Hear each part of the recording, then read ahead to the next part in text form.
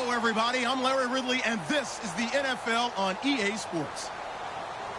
Tonight's matchup features Falcons going up against Smith's Chiefs with that and Charles Davis. Larry, as always, it is a frenzied atmosphere inside Arrowhead Stadium in Kansas City. Coming up, we've got a good matchup on tap between the Atlanta Falcons and the Kansas City Chiefs. And the decision to bring it out is going to cost him about 7 yards all told as he's taken down back shy of the 20.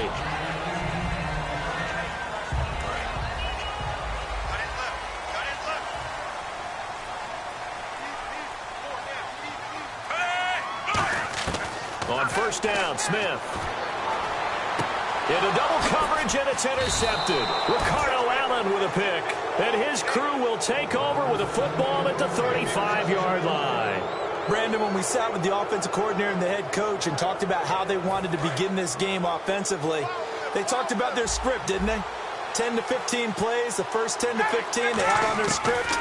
Nowhere on the script was there throwing an interception, I have to believe. Caught on the right side by Jones.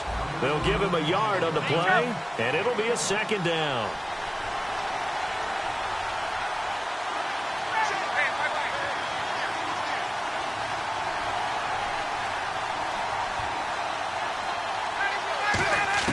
Now Ryan on second down. And the hit jarred loose. It's incomplete. He was trying to hit Taylor Gabriel that time. Third down here. And let's take a look at the defensive starters for Kansas City. Dontari Poe emerged on the scene fast as a young player and continues to make big plays at defensive tackle. It goes as a gain of 9, and it moves the chains. I don't care how many times we see it. I still get a kick out of watching quarterbacks and receivers do the pass tree in pregame warm-up. But I always remember that when we go to practices, we see that after practices as well. They really tune it up, don't they? They tune it up. They know why they do it for these situations. First down. And they build that trust, and that's why they're able to find him in this type of a situation. And Brandon, I think Mohamed Sanu had a nice career while he was in Cincinnati, but he really elevated in 2016 in Atlanta. The most catches for himself in a single season. 59 of them, 4 touchdowns. Really a nice compliment to Julio Jones, and he was a nice compliment in Cincinnati. I don't want to say he's not a number 1 receiver, but he plays that number 2 slot well, doesn't he? He does, and I think it's because of his versatility. He can play in the slot. He can play out wide. They can use him as a wildcat quarterback. He has thrown passes in the NFL. In fact, going back to his days at Rutgers, I think he threw 18 passes while he was at Rutgers, so you never know what you're going to get when Mohamed Sanu has his hands on the football. And it appears they'll go for it here on 4th down. A big call on the game's opening drive. 4th down. Here's Ryan. This is brought in by Hardy. Give him 8 on the play, and the decision to go for it pays off. They've got a 1st and goal. Well, the field goal attempt was well in hand. They had that, but they decided to go for it anyway. Extreme confidence, it looks like. Yeah, but he rifles one that's intercepted. Picked off by the linebacker, Tamahali. And a big turnover there as his guys will get the football back. Certainly not how they envisioned ending their opening. Many ones in this play. First quarter, first drive, first interception thrown. And that last one, that hurts. After the interception, here's Smith. Caught here by Conley. And they'll get him down up past the 15. That one good for 16, and the drive will continue. But it appears that they read man defense and went to the out route, and what you have to do on that one is the receiver's got to make sure he works the defender towards the middle of the field to give himself space to cut to the outside and have that ball delivered with good timing, and they got it done. Now a first down throw. It's Smith. Oh, the ball comes out on the hit, but they'll say it's incomplete. Travis Kelce, the Pro Bowl tight end, the intended target, and it's 2nd down. And certainly a key cog in this offensive wheel is Jeremy Maclin. You've just got to find ways to get him the ball, whether you put him in the slot or put him out on the perimeter. His favorite target, Travis Kelce, the intended receiver. And here we go. We get to see the Falcons again on offense, a crew that last year scored 540 points, tied for 8th most all time. But my question is this, such a crushing Super Bowl loss in the offseason. Does that set you back big time, or does that fuel and feed you momentum-wise going forward? It should fuel and feed you momentum-wise going forward, partner. That's exactly how it's supposed to react, and that's what you'll see in the Falcons' locker room in the entire offseason. They'll talk about finishing, unfinished business, things of that nature. But we have seen where teams have not recovered from it. Remember the Rams? They got to a Super Bowl, got beat. And from their own end zone, it's a fake. And this is incomplete. A huge gamble, and it does not pay off. Here comes the Atlanta offense now ready to take over here. And they had a nice little drive going last time. Threw the interception in the red zone. Costly. Bad enough to throw it anywhere, but that drives coaches insane when they're thinking about, hey, we got a shot at points already. We're already in a spot where you're thinking you've got 3 on the board for sure, and to come away with nothing, that's a really tough one for them to swallow. Yeah. And you know you've got a drag route on as your primary call. You've got to be really careful as a passer about how far you let your guy go because he might wander into some tough coverage. They come out here in the eye. They'll run for the first time with Devontae Freeman. And when you watch Devontae Freeman run the football, you can almost close your eyes and hear him running the football, can't you? Because people just scatter. I mean, you know, when he goes through a pile, it moves in a positive direction for him. I just love how hard he plays the game. 1,000-yard season. He had 11 touchdowns last year. In March, 25 years old. So he's kind of hitting that sweet spot for a running back, isn't he? He really is. And I still remember the evaluation of him coming out of college. He does everything well, but you weren't sure he had a dominant trait. Well, wrong about that. He's dominant just about everything he does. And I think that he's going to continue to elevate his game and seek a 3rd Pro Bowl in 2017. They come out with 1 back and 3 tight ends. Now Ryan. And this is caught for a Falcon touchdown. Levine Toilolo. A 2-yard touchdown grab. And the Falcons have taken the early lead. And a play fake down near the goal line here worked out well. Anytime you can make them think that you're going to run the ball and go to that play-action pass, you see the end result. Usually a touchdown. Is that harder? Is the play fake harder to defend for the defense near the goal line or no? Because there's not as much room to work with? It is harder because down near the goal line, you're thinking much more of a running play, especially if people run out big formations. So it is harder to defend. Now the Chiefs offense, they get ready to head on the field. And last time this unit was out here, costly turnover, and then that turned into 6 points. They've got to make amends. And how many times have we sat in meetings with coaches and they use the term complementary football? Offense take care of the defense, defense take care of the offense. And a big loss here as he's taken down. Tyson Jackson able to get in and run him down for a loss of 14.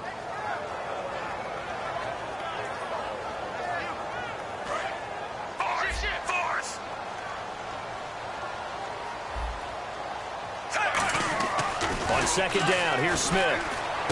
And he's got the hook up for the first time with a veteran, Jeremy Maclin.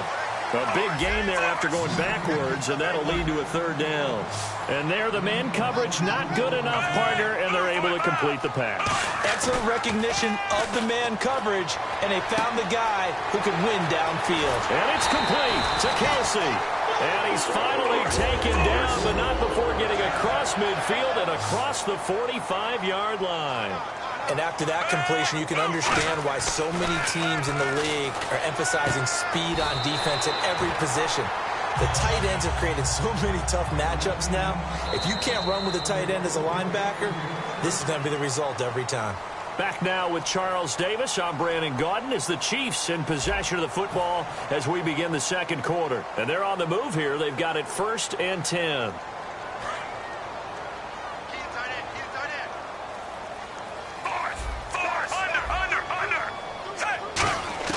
On 1st and 10, Smith. The tight end Kelsey has it over the middle. And they do stop him, but he takes it all the way to the 2. There's certain words that sometimes we overuse, but there's one that's really welcome on a player's resume, and that's the word breakout. And I thought Travis Kelce was one of the breakout stars of 2016 in the NFL. What a season he had with Kansas City. Over 1,100 yards. Now, to put that into perspective with everybody else that was catching the football for them, the next closest had 593 for the Chiefs. So, breakout year indeed. And for me, it's how he did it, because he did it in a variety of ways. Whether he's an inline tight end, a guy who could split out and really become a wide receiver, and then when he caught the ball, he ran like he was a running back. Second and goal to go now. They'll let Charles try and get him in. And this will result in him losing yardage back to the 3. And they'll lose a yard that time, and that's going to lead to a third down. From back at the 3 now. This is third and goal. A shotgun snap for Smith. And that is caught. Touchdown, Kansas City. Travis Kelce from 3 yards out. And the Chiefs are an extra point away from tying up this football game. It's good, and we're all tied at 7 apiece.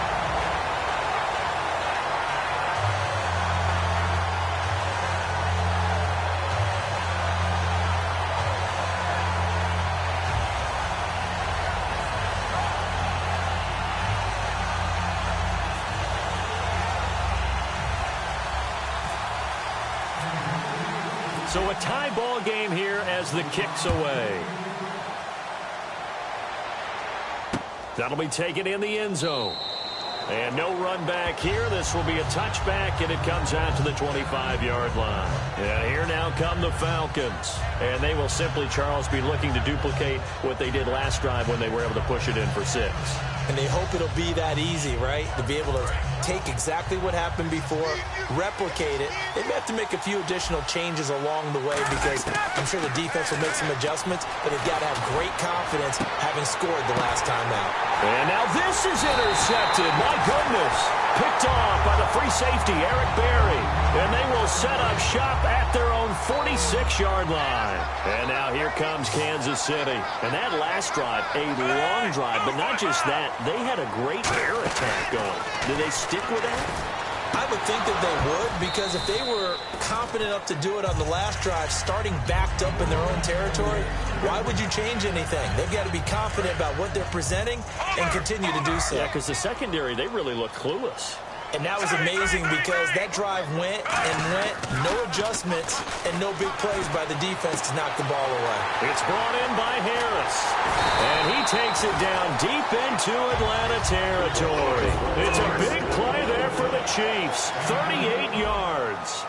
Now that play will end up on the highlights, and you'll see it all over the place. But what you won't see, the offensive line that bought the extra time, that allowed for the big completion downfield, those guys made that play possible. And now a timeout defensively by the Falcons. That's their second, so they'll have one remaining here in this second quarter. We'll be right back. And the coach has decided to challenge this play. He has tossed down the red flag.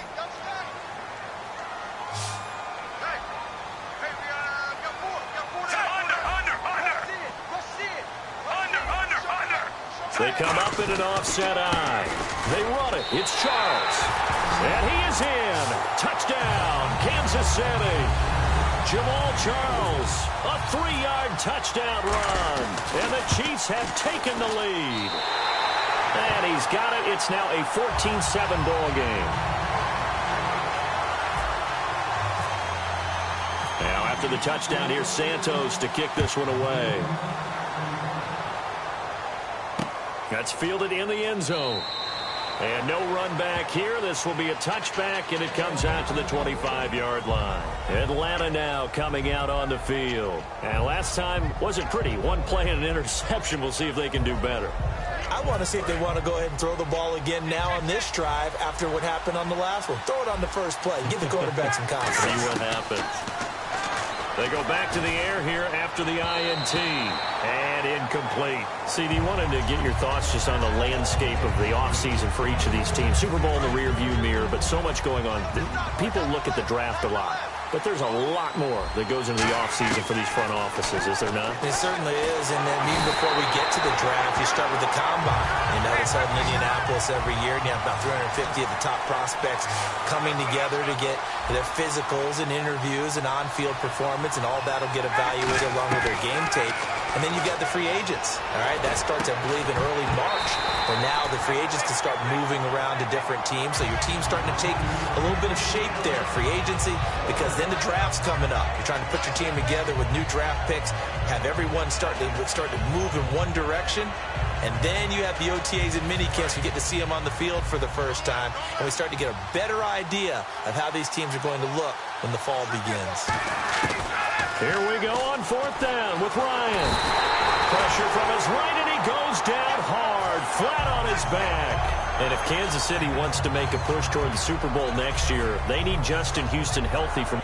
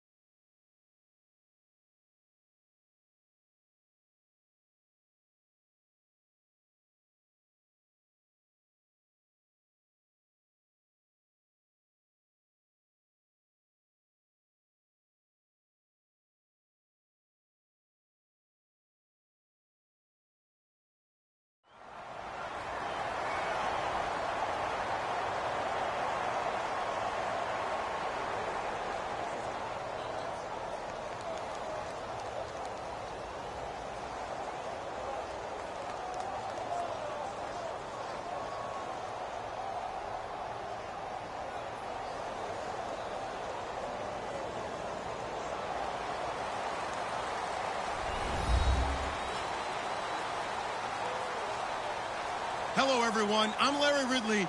You're tuned into the NFL on EA Sports. As we head towards kickoff, 2 quarterbacks will be on the field today trying to push their team to victory. It's Bridgewater's Vikings going up against Bortles' Jaguars. With that, let's send you upstate to Everbank Field in Jacksonville. We're standing by our 2 men who will call the action. That's Brandon Godden and Charles Davis. Thank you very much, Larry. We are here on a beautiful afternoon for football. Straight ahead, we've got a good one on tap here between the Minnesota Vikings and the Jacksonville Jaguars.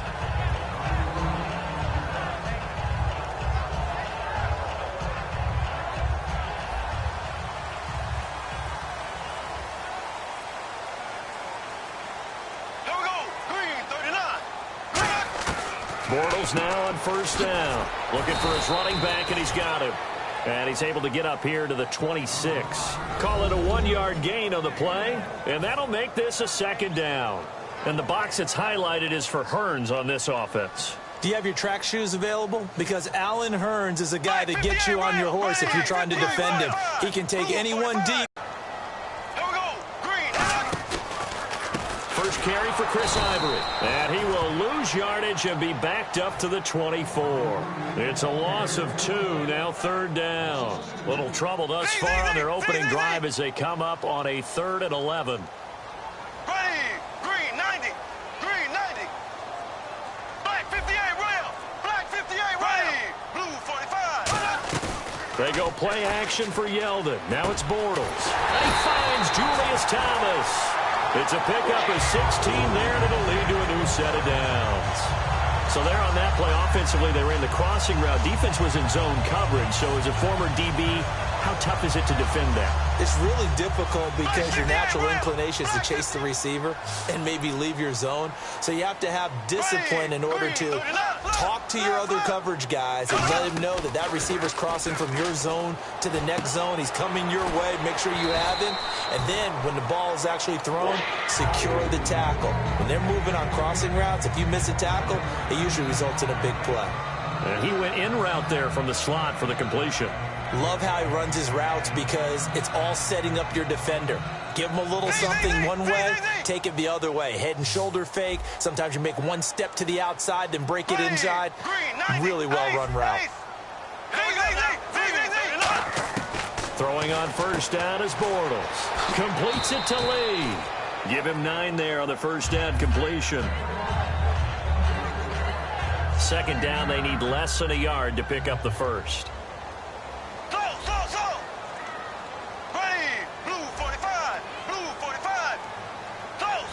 Possible run anticipation. Here's the D-line sandwiches together. Now Bortles. Caught out left side by Robinson. And he takes it down deep into enemy territory. And here comes play number 6 on this drive. So the defense blitzed. A nice job picking that up, completing the pass. And how in sync was the quarterback in his center on that play? They saw the blitz, made the appropriate calls, got the line engaged because now they know there are going to be extra guys coming at the quarterback, so they got their assignments down pat and kept them away from him, and he's able to step up in the pocket and fire one now for a really good strike. Now Bortles throwing on second down. Into a double team, and it's intercepted. Picked off by the linebacker, Eric Kendricks. And a big turnover there as his guys will get the football back. Bortles was accident-prone last year, led the league with 18 picks and an early pick here. And you know he spent a lot of time in the offseason. It's not that he's not going to throw any. They just hope that that number gets cut down significantly. A first carry now for Adrian Peterson. And he will forge his way forward only up to the 2-yard line. Just a yard on the pickup there, and it'll bring up a 2nd and 9. The starters now on offense. And Stephon Diggs, our first chance to see him today. Brandon, remember we had this conversation about how highly recruited he was in high school. Didn't quite live up to it in college due to some injuries. But, boy, as he hit the NFL like a bomb. Stephon Diggs, a crafty, mature route runner who can go the distance. Stephon Diggs, his intended receiver. And the starters defensively for Jacksonville. And it's a Jags team that finished 3-13 last year. But on this side of the football, they've got a solid foundation, don't they? I thought that their defense kept them in a lot of games in 2016. I thought they played really well. And now they've got a young core of guys. Remember Jalen Ramsey drafted last year. He made the all-rookie team.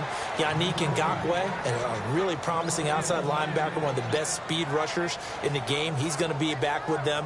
They need Miles Jack to make a jump, the youngster out of UCLA. But I like, all in all, the core of players that they have defensively.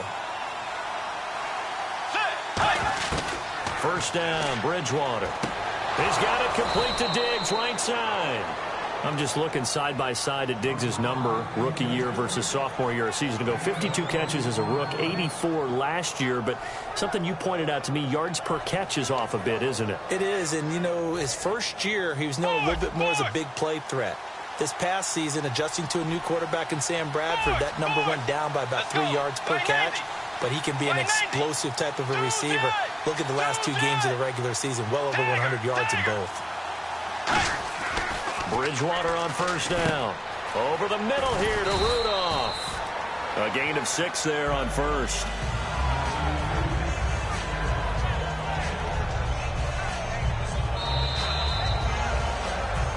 Back now with Charles Davis. I'm Brandon Gaudin. Second quarter begins with the Vikings holding.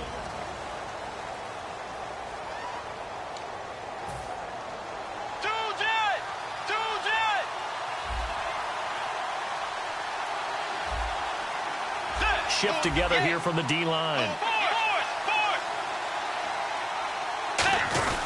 On second down, Peterson. And he'll be taken down across the 50 at the 45 in enemy territory. Brandon, I know you play the fantasy football game, and Adrian Peterson has to be a popular pick for owners. But this year, a tough season for him. A knee injury early limited him to 72 yards total for the season. Yeah, early indeed. Week 2 on that knee injury. So 72 yards, as you said, for the year. Came back admirable, hoping to get him into the playoffs, but didn't look like he was ready to return. One guy I never count out, though, is Adrian Peterson. I expect a monster return in 2017. Give him 10 yards on the pickup, and that'll bring up a second and just about a few inches here. Really tough drive, but that run helped salvage something there because now there's something positive that came out of it. They got to see good blocking, good push by the offensive line, wide receivers trying to get involved, a good run by the back, and now maybe it'll be a catalyst for them to look at going forward, watching it on tape. Maybe they can keep incorporating that type of a run into their offense. And Rudolph has it left side. 8 yards on the pickup there, and it moves the sticks. When you execute a drag or a crossing route really well and give them a chance to let it develop a little bit, you can gain some significant yardage hitting your tight end on that one. Bridgewater now looking to throw on first. Caught on the right side by Treadwell. Give him 13 on the pickup there. And it'll be first down, Vikings. And now the passing game here in the second quarter starting to heat up a little bit. Don't you feel the rhythm starting to happen, right? You see it. Now the confidence is starting to rise. I think now as a play caller, because that has happened, you lean on it a little bit more. You don't go totally away from running the football, but you do say, guess what? We can throw it. We can throw it well with a whole lot of confidence. 7 yards on the pickup there, and it'll leave him with a 2nd and 3. This drive is turning into an extended one, and the guy carrying the ball, he's becoming more like a body blows guy. Every carry is putting some damage on the defense. So after a while, I'm not too sure how many guys are going to want to run up and tackle him. Bridgewater now on 2nd down. This will be caught at about the 5. And he'll get into the end zone. Touchdown, Minnesota. Kyle Rudolph. A 7-yard touchdown grab. And the Vikings are able to strike for 6. Kai Forbath on for the extra point. He's got it, and the Vikings take a 7-0 lead. Forbath to send it away now following the touchdown. And no return on this one as the fair catch is signaled for and taken. Here comes the Jaguars offense as they get set to go again. And the interception thrown in the red zone last time. We'll see if they can rebound. I just have to think the last thing he said as they went back out there was, don't do that again. What do you think? What do you think? Yeah, I think that. I think that not only did he say that, but he also told him, let's put it in the end zone that it's supposed to be in, all right? The end zone we're trying to score. I know we're being a little bit facetious here, but the bottom line is take care of the football, and everything else should flow. And that's caught inside the 35. A big play there. Bortles to Robinson. 42 yards. Well, last drive he threw the pick, but he's not shy. He's going downfield again there.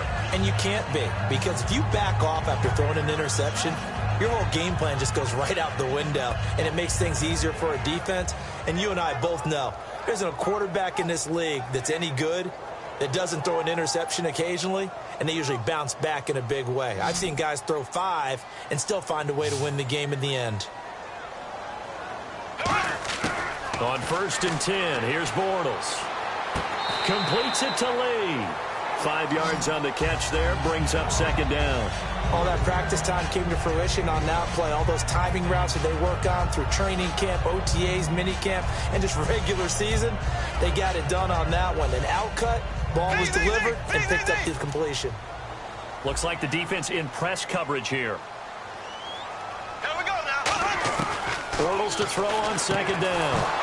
And incomplete there. A nice hit. Jars the ball free and brings up 3rd down. Looked like they had an opportunity for a big play across the middle, but he didn't have the concentration or the focus necessary and dropped it before he could haul it in. And the offense looking to pick up the 1st down after the 2nd down incompletion. Here we go. Green, 39. Again, they'll throw with Bortles. They go with the screen. It's Yeldon. And a loss of 3 to bring up 4th. So here we go. The offense is going to stay out there. They're going for it on 4th and 8. Now hold everything here. We're going to get a timeout by the offense. It's just their first, so they'll have 2 remaining here before we get to halftime.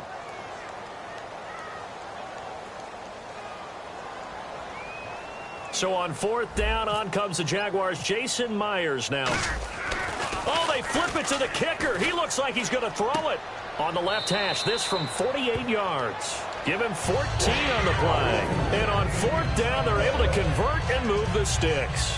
And pretty darn well executed there. Just a nonchalant flip over the shoulder. But that's not easy. You have to time that right, and they did. They certainly did, and it wasn't just the flip, right? They timed that up. But then the pass downfield to pick up the first down. So you really get 2 times the ball's in the air. And they did it successfully. Really well done. And he fires one that's intercepted. You know, for this Vikings team, as they come back out here on offense, I don't know that any group had more of a roller coaster ride than them in the 2016 season. The quarterback change at the beginning, the hot start, and then the cold middle. It was just a tough year for them, wasn't it? It really was. And when you look at how their season went, you mentioned the roller coaster. A lot of it can come back to the injuries, especially along the offensive line. I think by around October, maybe even early November, I'm surprised you and I didn't get a call to go audition to be a left tackle there because they were just down so many guys. So that made it difficult to run the ball and to protect Sam Bradford, their quarterback, and it reflected in their final record. 2nd down following the incompletion.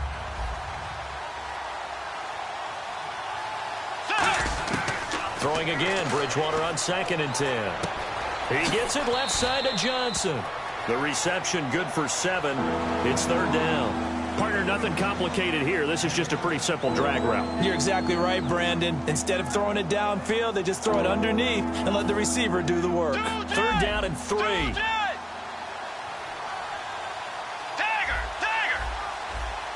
Let's go. They'll run it. Here's Peterson. And he's got room. And he's going to have the first down, yardage to the 35. And now the Jags going to signal for another timeout. So that means they're down to 1 remaining here as we head toward halftime. 1st down and 10 now for the offensive group.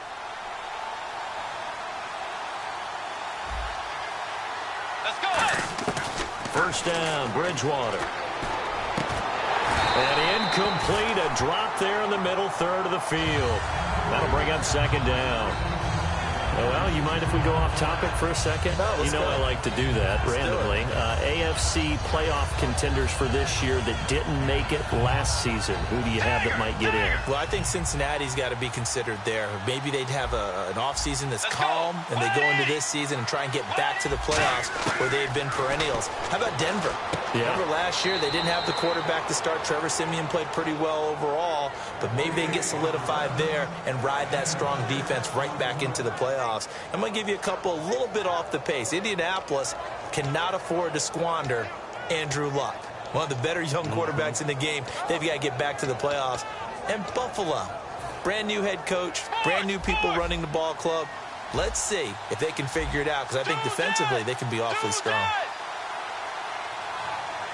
An extra defensive back in the game now here for 3rd and 4. Now the Georgia Southern man. This is Jerick McKinnon. And he gets this one across midfield for the first down to the 46. Now whistles come in. We're going to get a timeout here by the offense. It's just their first, so they'll have 2 remaining here before we get to halftime.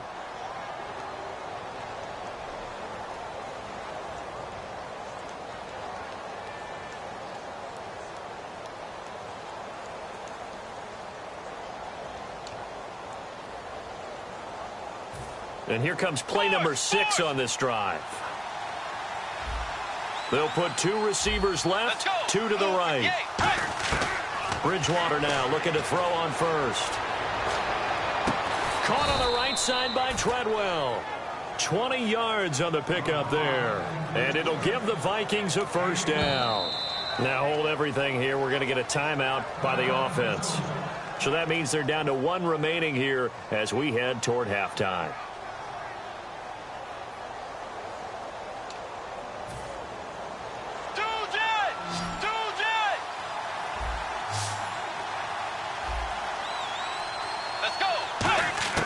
On first and 10. Bridgewater. He's going to flip one out here to his running back. And he's brought down. Give him 10 yards on that one, and that'll earn him a fresh set of downs.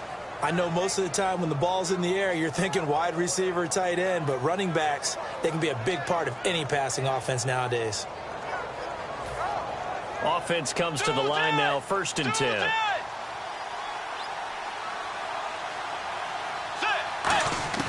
From the red zone now, Bridgewater. Complete. It's Johnson. Give him a couple on the catch. It's second and 8.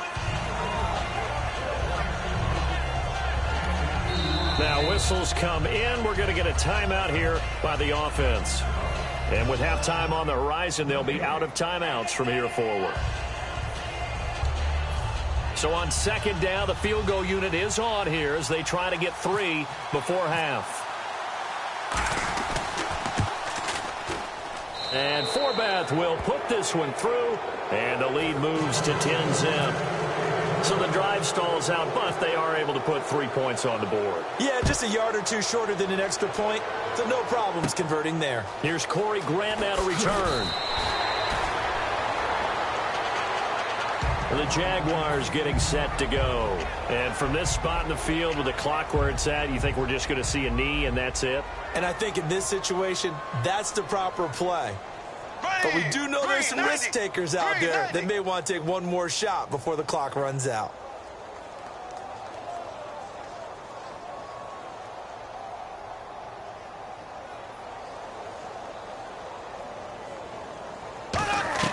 A final shot before half for Bortles. Now he's hit, and Bortles fumble. It's loose. So 2 quarters down, 2 remain. Charles and I return after the break. And we welcome you back now. Alongside Charles Davis, I'm Brandon Gunn, getting set for quarter number 3 here. So both teams have their marching orders, and we'll get going again here in quarter number 3. To return, here comes Marcus Sherrills. And they're going to start this drive in pretty good shape as they get it up past the 30. Out come the Vikings. They'll have it first on offense as we begin the third. They built a good first half lead. Now they have a chance to add on to it. And what I'm thinking is that the offensive staff spent the entire halftime just working with them on, here's what we think they're going to do to attack us in the second half. Nice first half that we've had, guys, but be prepared for some change-ups. We're going to see them when we kick it off in the second half. See how they handle any adjustments that might be made defensively. And a quick throw here, that's complete. 5 yards on the catch there, brings up second down.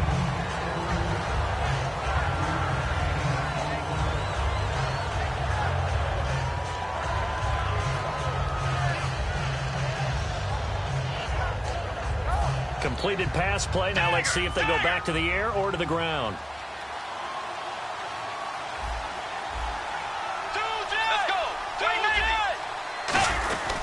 Bridgewater gives to his tailback, Peterson. And to the 42-yard line here and brought down there. They get 6 on the pickup there as the drive will continue. That's a good, nice, crisp run for a first down. I wonder if the defense might have been loosened up a little bit, maybe anticipating a pass instead of the run that they got. And a new set of downs here after picking up the first on the ground. A first down throw for Bridgewater. Oh, he's got a man wide open, complete. And a nice gain at 21 yards. He had time, was able to survey the field and find a soft spot in that zone coverage. And that's where it gets difficult for a defender, Brandon. You go to your spots on the field that you have to cover, and when the offense finds an area that you're not in, that's where they throw the football.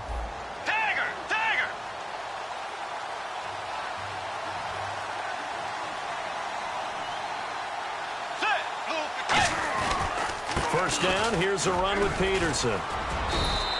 And a short gain down to about the 33. They give him 4 yards there. It'll be second and 6. Not a run that you're going to write home about, but still a good first down run. That's what an offense calls staying on schedule. 3 to 4 yards on first down. You're set up very well for the rest of the drive. To throw, Bridgewater. And he takes a shot on the release as this will be incomplete. pretty good coverage there, and both of these defenses, they've had good coverage throughout this one. No doubt about it, and in today's NFL, where we're used to a bit more scoring, this feels almost like a well-pitched game in baseball on both sides where the tension continues to build. Who's going to make the big play? Here's Bridgewater. A dump down to McKinnon. And he's going to have a first down here as he gets this one to the 17-yard line. And at his size, he's a smaller back. You can get him to football. He can kind of get lost, make someone miss. It's good for him. Yeah, it's great for him. I like what you said there. Sometimes he gets lost in the traffic a little bit. But get him out in the open field into some space. That plays to his strengths the best and keeps him out of it where all the big boys are. You know, make him make someone miss in the open field. Back to the ground, Peterson. 2 yards on the pickup there. It'll be 2nd and 8. That's a good play by the guys on the defensive side of the ball. Held him to a gain of 2. And that changes the playbook a little bit now for the guy calling plays. 2nd and 8. Now he's got to probably think about going to the air instead of maybe staying with the ground game.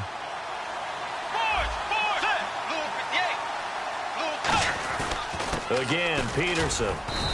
And he'll get about 3 just outside the 10, stopped at the 11. Paul Posluszny, the linebacker, brings him down. We always like to talk about defense in terms of levels. First level defensive line, second level linebackers, third level defensive backs. On that run, that was what we call a first level run, and it was stopped by a second level player. And on 3rd and 5, this will be the 8th play of the drive. Looking to jam the receivers at the line here. Press coverage look defensively. They run it with McKinnon. No gain there on the play, and that's going to leave them with a 4th down. Great play there off the end. Question, Charles, in a 4-3, you hear about the D tackles a lot. What's the role of the ends? What they want to do is control the edges of the defense. And you always hear about an offense talking about setting the edge in the running game. Well, the defense wants to do exactly the same thing. And the defensive end, often against an offensive tackle, sometimes a tight end, they can't let themselves get hooked and let a running back get outside. Because if they do that, that hurts the integrity of the defense overall. My man, the encyclopedia. Here comes Grant on the return. And he'll get it up just past the 20, and his guys will go to work at the 21-yard line. Now we take a glance at the offense as they work their way back out for their first possession of the second half. They trail offense, first time to touch the ball in quarter 3, and we'll see what they can do. And I can't wait to see what they have planned, because some teams script to start a half. Other teams just go, okay, these are the sequence of plays we want to run. These things worked well for us. And sometimes they throw in that big chunk play right away. Shocker. Try and get after them early and try and create a... And that's caught inside the 30. Touchdown, Jaguars. Allen Robinson, 78 yards. And the Jaguars are back within a score. And correct me if I'm wrong, that was just a simple fly route, wasn't it? No, there's nothing to correct at all. You got it down pat. And I just remember as a player, when I'd be in practice sessions and I'd hear 9 from the receivers, that meant fly route, go. Look out. That was the 9, and he just kept going all the way into the end zone for the touchdown. And now out comes Minnesota. And they had 3 points last time, but they didn't want 3 points because they were well within range of scoring a touchdown. We'll see if they can do better now. I'm with you on that one. Let's just go ahead and be frank about the whole thing. The only one happy about the 3-point? The kicker. Exactly. He put it through the post. That's going to help him in contract time. But that offense, they're thinking, let's get in the end zone this time. I don't know if that helped him in contract time. You could have kicked that one through. I don't know about that. I don't know about that. Super toe. Let's look ahead for a quick minute. We don't have the schedules yet for next year, but what we do have are the 5 international games that will be played, 4 in London and then 1 again in Mexico. Jacksonville, Baltimore, Miami, New Orleans, Cleveland, Minnesota, Rams in Arizona. Those in London, and then Mexico's going to get a great game. The Raiders and New England. Yeah, you're exactly right. And just think about the ones in London. Remember, they're splitting them between the 2 different stadiums in London, so they get a different flavor in all these places. But Mexico, for the 2nd straight year, the Raiders are coming to town. That should be a whole lot of fun. Should be a ton of fun and a very good matchup. They come out 5 wide, 3 of them to the right side. Bridgewater. And he's able to find Diggs. 15 yards through the air on a first down. I know many people like to throw to the tight end, maybe in a little flexed out position because he creates mismatches with his size. But slot receivers do the same thing with their quickness, their speed, and their route running savvy. Let's go. Way 90. Way 90. Back now in Jacksonville. It's the Vikings in possession of the football and the lead. They'll be looking to add to that total as we begin quarter number 4.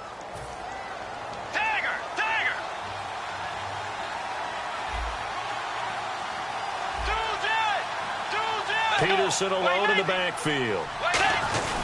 He's going to get the football. And he'll be taken down just shy of midfield. He'll get a nice chunk there on the first down run, and it's 2nd and 4. And in this situation with the lead fourth quarter, they're liking keeping the ball on the ground, I'm sure. That's just smart football, but you know the defense has to know it as well. They've got to stop them here. So now we're going to see that loading the box in a big way. 6, 7, 8, 9, whatever it's going to take, puts a little bit more pressure on your big offensive line. Second down, Bridgewater. And he's got his man on the out route. And he'll be brought down at the 45-yard line. 7 yards there, good enough to move the sticks. A little football 101 there. You just see the receiver try to run down the defender, meaning he goes right at him and really trying to move him a little bit towards the center of the field so he can put his foot in the ground and break to the out, to the sideline, and make a catch. Bridgewater again. This is Peterson. And he stopped immediately there. That's going to go as a loss of a yard, and it'll be 2nd down. And frankly, Brandon, we're talking about things I'm not sure we ever thought we'd talk about in the NFL, and a lot of that is the speed at the linebacker position. A lot of these guys in college, they were safeties. They moved them up to outside linebacker to combat the spread offenses, and now we're seeing it in the... Now hold everything here. We're going to get a timeout by the offense. It's just their first. They'll be down to 2 remaining as we step aside here in the fourth quarter.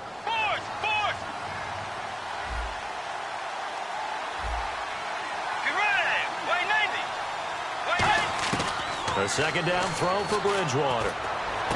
The left side caught by Diggs. Only 3 yards on the catch. It's 3rd down. Well, there really wasn't much there, but a completion is a completion. A tough 3rd down awaits them.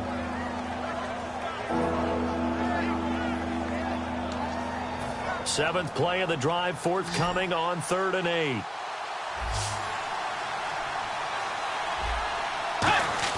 On 3rd down, Bridgewater. And this is going to be incomplete. He was trying to get it to Jerick McKinnon there. And that brings up 4th down. Here's Jeff Locke now, as he should be able to pin him back deep here with his first punt.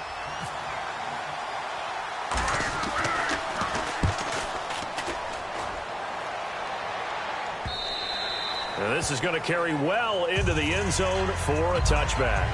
And out now comes Jacksonville as they get ready to go. And last time the formula was pretty simple. 1-play drive, long pass. That maybe they just want to do that again, right? And that's exactly how you want to draw things up. Whether it's on your grease board, right, in your playbook, 1-play drive's exactly what you want on offense.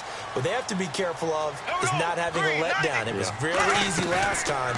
They can't expect that going forward. And we'll see if it's that easy here.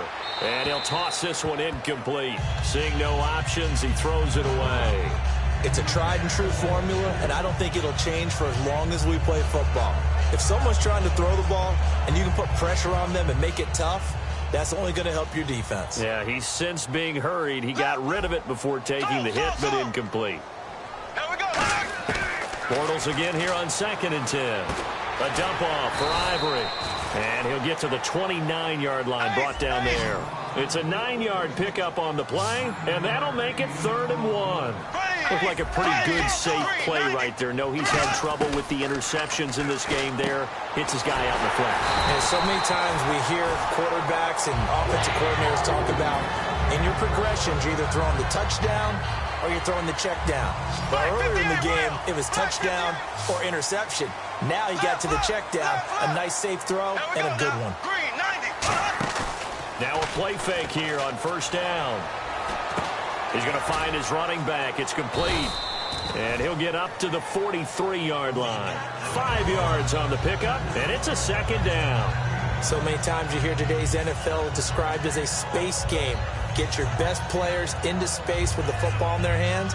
That's why sometimes you swing it out to your runner, get him out in the flat, and let him have a chance to make people miss an open field. 5 wides in the game, 4 of them to the right side. They come up in an empty set. 4 wide receivers, 1 tight end.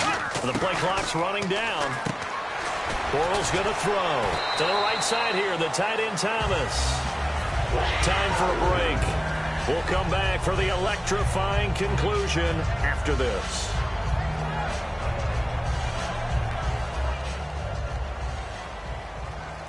And on the outside, they're playing press coverage. He's back to throw. He finds Hearns left side. And he'll get it out to midfield. Looks like, yeah, they'll spot it right at midfield at the 50. The goal of a wide receiver screen is get enough blockers in front to create a wall and let him pick his spot to run the football. How about the defense there, swarming to it and not allowing that to happen? Did not let him get downfield. Back to throw. Lee's got it over the middle. And he's brought down. 12 yards there as they move the chains. And that's one of his advantages of a passer, is now with his height, setting back there in the pocket, firing it over the middle, he can really see everything clearly. It is, and I know that other quarterbacks get it done different ways, all right? You don't have to be his height to make a great play, but what he does is he takes away having to make those slide steps in the pocket to find angles to throw the ball through. He just throws right over the top of it because he can see everything, and sometimes that saves time and gets the ball to a receiver quicker. They'll look to throw. Over the middle, it's Thomas. And he's going to get this inside the 30. It's a 10-yard pickup, and it moves the chains. I know exactly what's going to be said about that play from the defensive perspective. What's that? That's why I tell all you guys we need more than one tackler to the ball. He broke the first tackle. Luckily enough, there were more people there to get him down. And Thomas has it. And he'll be a couple yards shy of the red zone here at the 22-yard line. It'll be a gain of 6, and it'll be second down. And there's a completion to the tight end. And look at the size of these players nowadays. At that spot, 6'4", 6'5", and up. A lot of guys used to be basketball players, somehow came back to football. And that's really good for the game of football. You're getting better athleticism, great hand-eye coordination, guys who know how to control their bodies when they run their routes. Completes it to Lee. And they'll bring him down at the 13-yard line. They get 9 out of that one, and as a result, the drive continues. Well, clearly one of his advantages as a passer is his height, sit back in the pocket, fired over the middle. That makes things tougher defensively, doesn't it? It really does, because your goal is to move the quarterback off his initial spot when he gets his drop back completed. But when you have that type of height, he can stay in there if he's willing to take the hits, which saves. Now whistles come in. We're going to get a timeout here by the offense. It's just their first. They've got 2 more to use here in the final stages.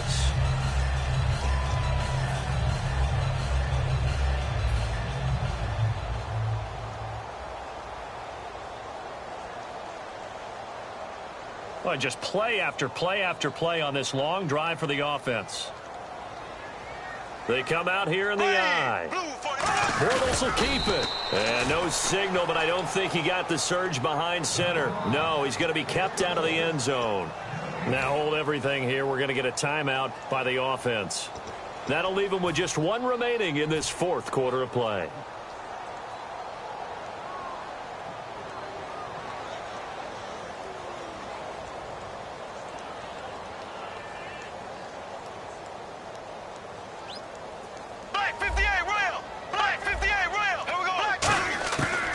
To throw, and this is caught. Touchdown. And now they're an extra point away from winning this thing in the final seconds. And not only did they score, they tied the game. That means... Yep, the